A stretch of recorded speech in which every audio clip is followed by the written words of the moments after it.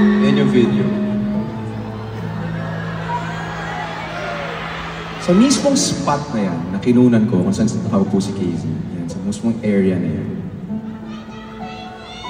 Ang ganda talaga ni KZ. Talaga. Sa mismong spot na yan,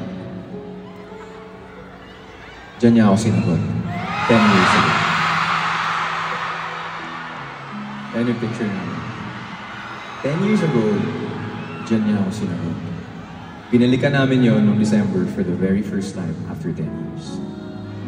And ang time na yun, parang bumalik sa akin lahat. Thank you po.